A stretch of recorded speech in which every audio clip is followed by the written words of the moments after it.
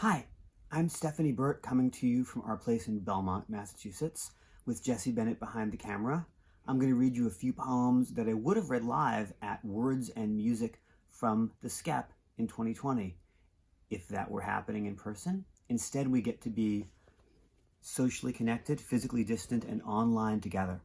The first and longest poem that I'm going to read is a poem about what happened at Words and Music at the Skep in 2019. And if you're familiar with some of Rob and Amelia's music, you may recognize some or even all of the line endings. And in the ancient tradition of the country house poem, it is called To Frensham. I used to think I would so little deserve this kind of invitation, cool guitar boy as I never was, shallow as childish wishes can be, and of course, star-shy. I told myself, don't be fooled by the people who seem to like you. Over and over, I told myself I could be useful, some kind of tool at best. There would never be a different day. The roses friends gave me were only sort of mine. Plucked buttercups gave me, at best, an itchy chin. You could tell by the way I ran back to studies and studios, cut off by my own choice from the live sun and the smooth snail trail friends left for me on the wrong side of a glamour gap. Adulthood, I thought, it's tempting to say I confess, was a rail route from hopefulness to hopelessness, a one-family per-car train from King's Cross Station. And social life at its best was talking backwards over the wheels' noise, across the parallel horizontal tracks, all two straight lines. It's hard to say now what counted as step one.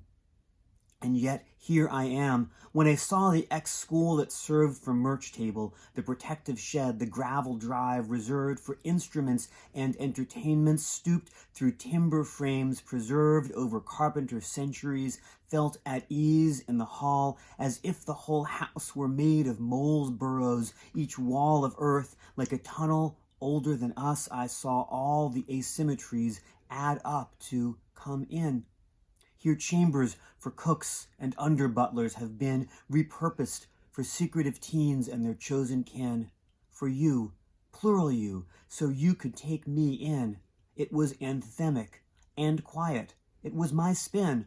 It was fresh bread and Ashford cheese and a destination, an echo, a place to begin. And while I could never be a queen bee, I recognize mead and honey and smoke from quiet fireworks, and here the air itself can talk in song.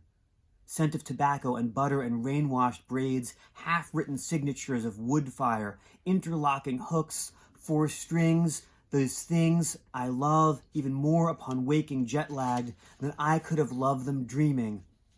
Of dreaming, oneirologists say, there's no logic. When you walk away, everything could disappear.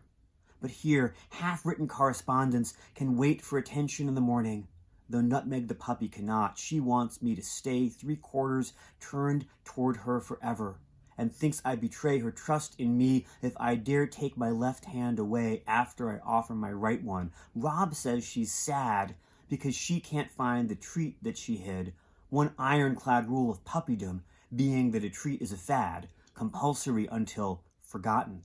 But I suspect she's baffled because she keeps trying to inspect the kitchen. It's full up with guests, and she can't detect an appropriate place to hide.